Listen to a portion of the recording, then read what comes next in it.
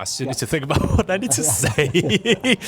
But okay. Well, first of all, we should maybe just talk about the fact that why we actually come to be in this place. Yeah. Okay. Somebody that we knew, which was an initial Zhao. Yep. Yes. Who I'd known by doing one small little improvisation with her and her group, and we had a little run through and a little practice.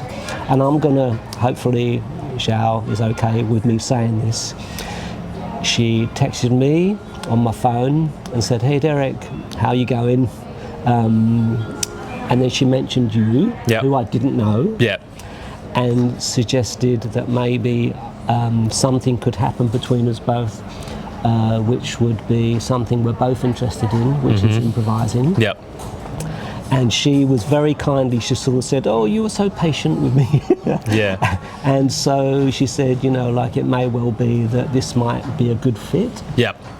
And then we had a small connection again via modern technology, the phone, and then we met up, and straight away we just dived in.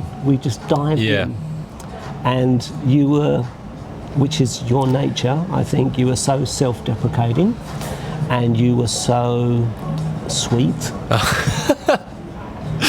And also, you were very respectful and polite, and we just went to Emu, and we just sat in the same room, and we played.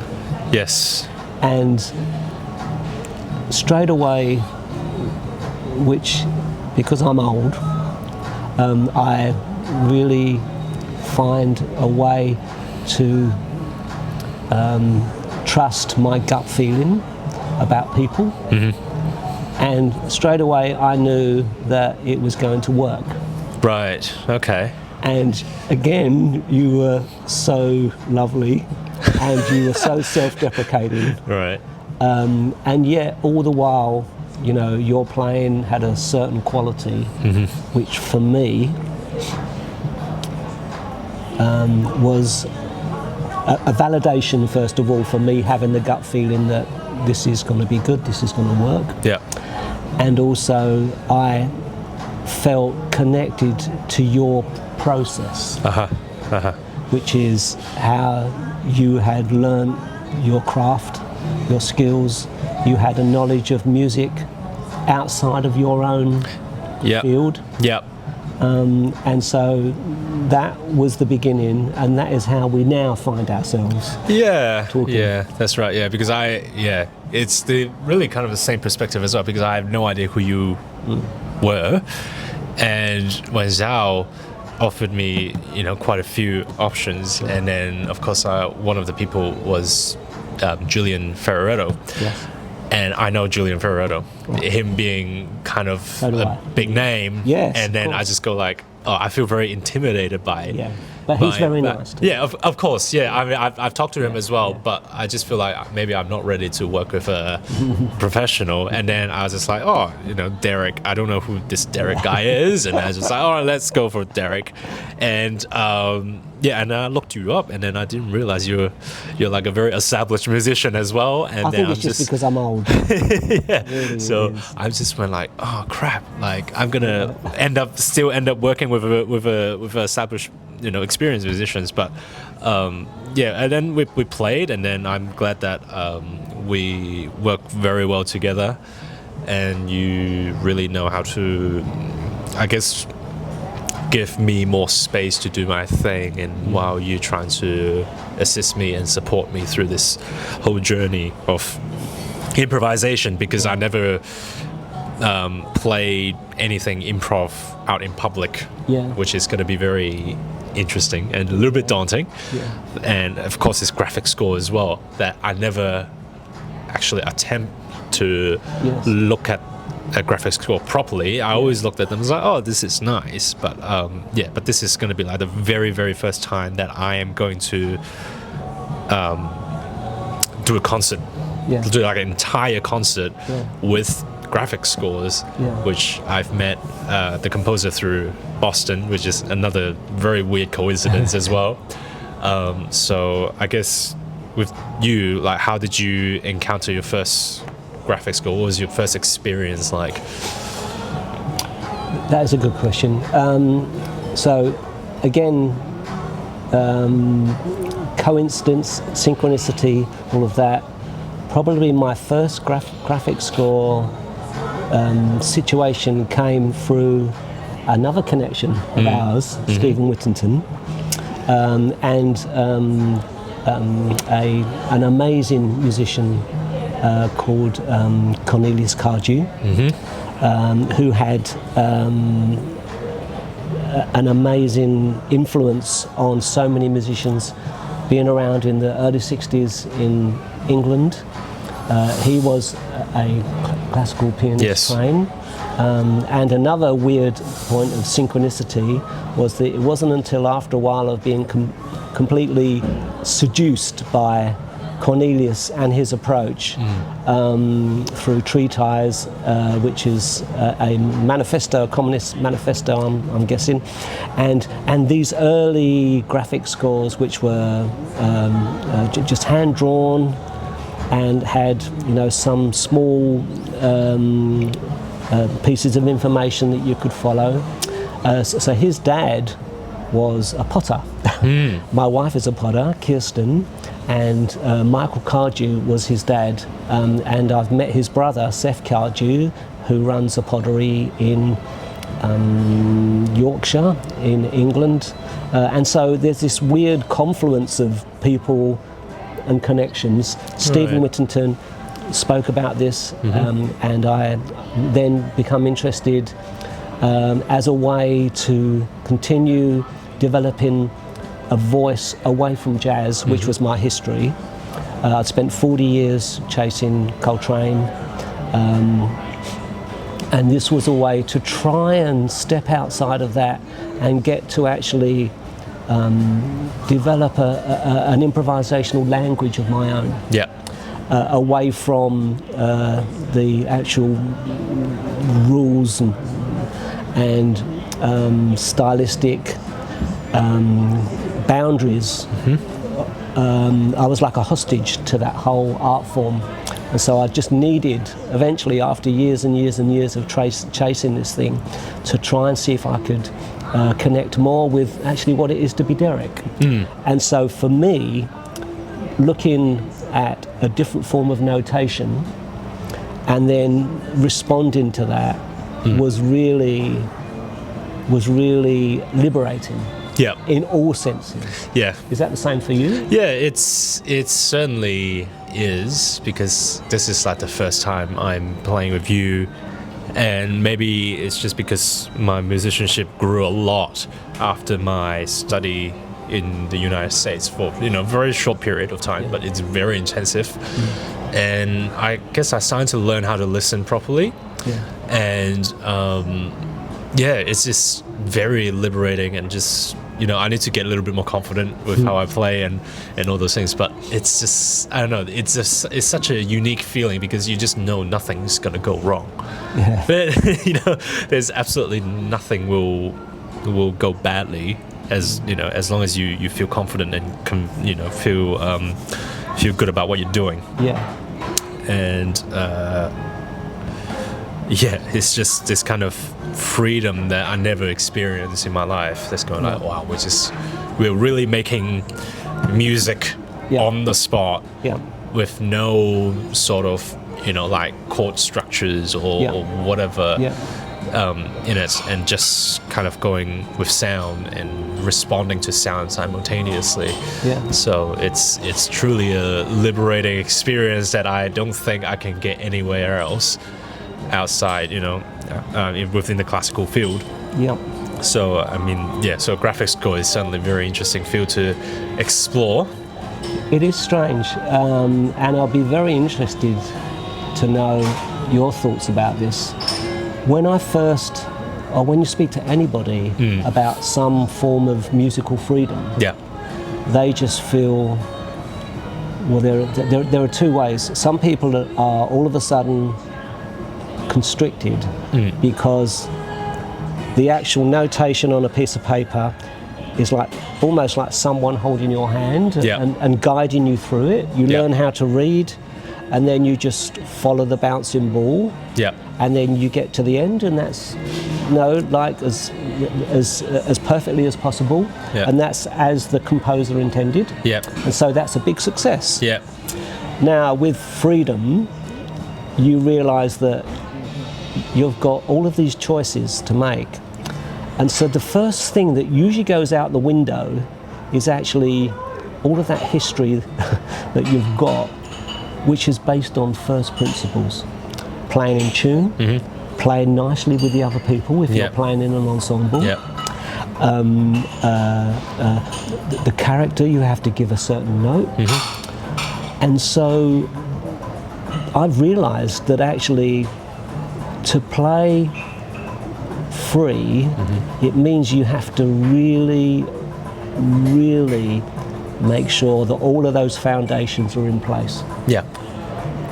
Most of all, the actual muscles that you've got here that should always be worked.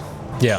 Which is what we were doing, really, gym work. Okay? Yes. We were listening. We were actually again agreeing to get out of each other's way. Yeah. Support, or okay, I'm taking the lead in this. Yeah. And when it works, because so like these graphic scores are like a springboard to actually you can jump off these as a starting point, and you're into the music. You are still responding and following some sort of pathway. Yeah. But once you're in the music, you just feel so totally unencumbered and free, and it's almost like one of those flying dreams, like, yes. It's like, wow, this is just so amazing. Yeah. And actually, as you say, you can't fail as long as you are always connected to the very thing that got you into music. Yeah. Like wanting to make the best music you can using all of those first principles. Yeah. I guess. Yeah, I have a similar feeling to that as well, but maybe just because I train in the classical world that we taught that, of course, the composer's intention is important, but at the same time, we still have a degree of liberty to make an artistic decision from what we read on the page, even though all the notes have been predetermined and rhythm and harmony, but we still need to figure out ourselves, like, what kind of sound or what kind of character we want to give off. But with graphic score, like you said, and that's how you're going to approach these sets of graphic score by Austin as well, that you're going to use it as a point of departure and just see where it will lead, which is very different from what Maria is doing, because she's doing a very short burst of improvisation for each score, which I think we're gonna do like, I don't know, 15 or 17 of them. Okay. Yeah. And it's just so interesting because, again, like graphic score, it's really essentially a picture or a painting, and this kind of extremely dramatic, different approach would still work. And if you put that principle into a piano sonata or piano work, it just wouldn't work because it's already kind of predetermined on how you are going to approach it, what kind of character you're going to be basing on. And with graphic score, it's just like anything is possible, and it can be just absolutely dramatically different on the night, or every single second it can be like, oh, this is some details I didn't see with rehearsals, or I'm just gonna absolutely just get lost in the music and embrace it. So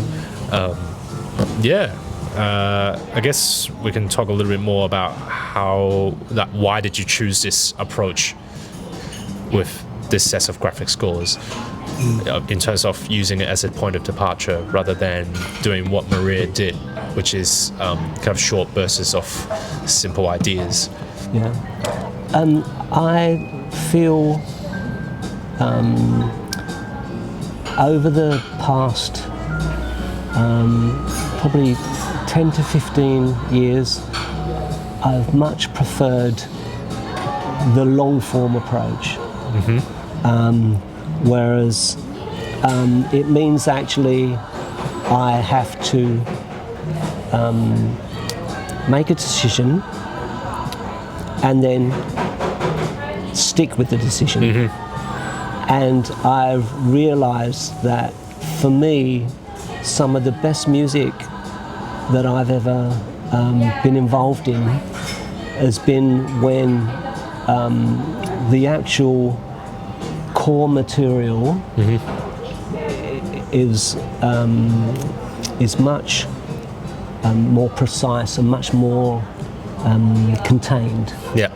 And so that is what I see when I see a graphic score. My immediate response is always sacrosanct. It's like, okay, even if I have a doubting voice on my shoulder going, oh, Derek, why did you choose that?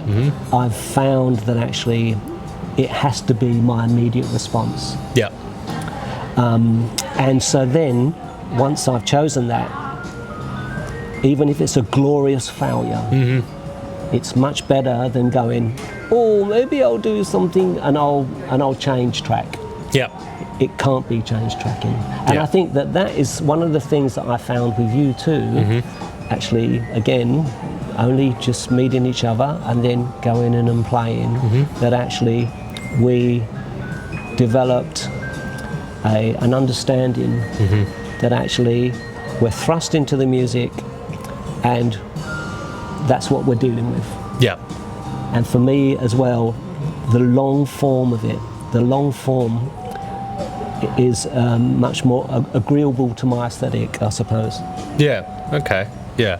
So I guess when you saw the scores, what was your first impression of it? Like when Austin sent you actually the entire second book of graphic scores, what do you think of them? Well, first of all, I think they were quite beautiful, and so that helped. Yeah. Yes. And again, and then it's sort of like it's trying to make that decision about. It's really difficult, and it'd be great to. I mean, I've only had a small exchange with Austin, but you have, and it would be, you know, if I was in his presence, I would be asking what he would expect from a musician that reads this. So, do you actually take some of those things quite literal? Yeah.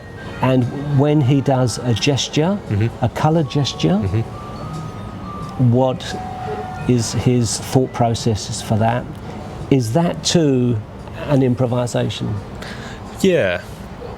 I never really thought about it because he created the first book during COVID where he's just kind of going, I'm going to experiment with ink and just kind of just create the scores through a very, I guess, a much more simple approach with black and white to play with.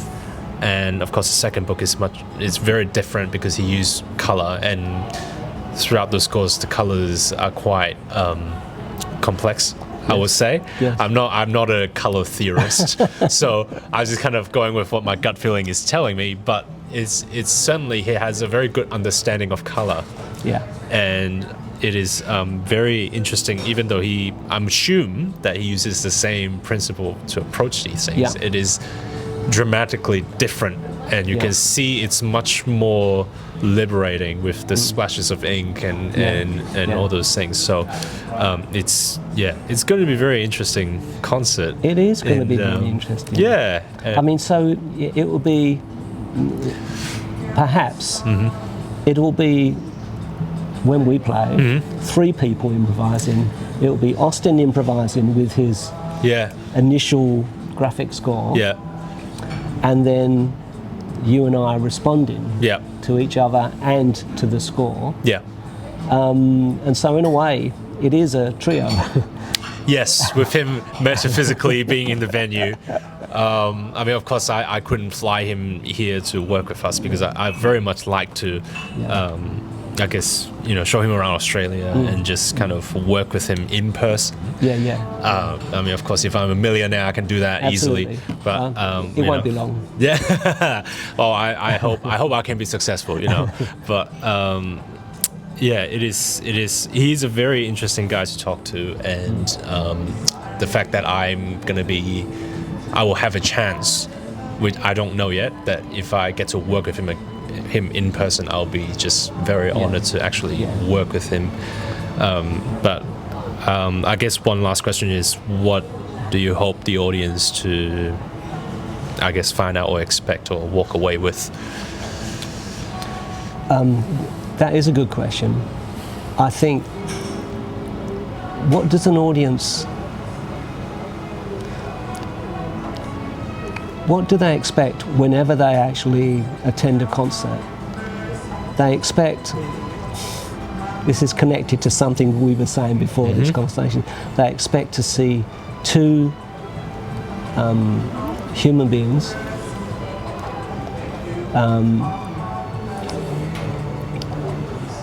being creative,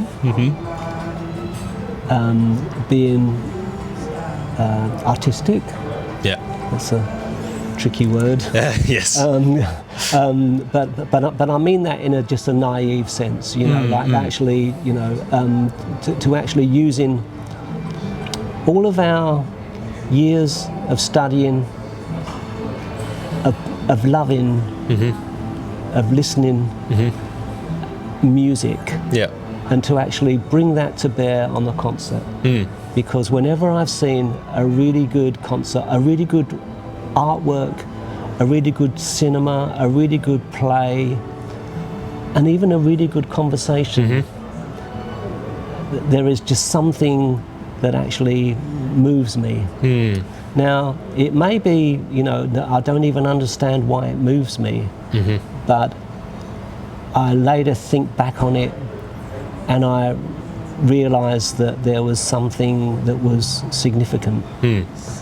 And again, being old, one of the great things about being old is the fact that is what I strive for every time I pick up the saxophone. Intention, blowing air through a hunk of metal and a piece of bamboo reed, and actually trying to make it meaningful. Yeah.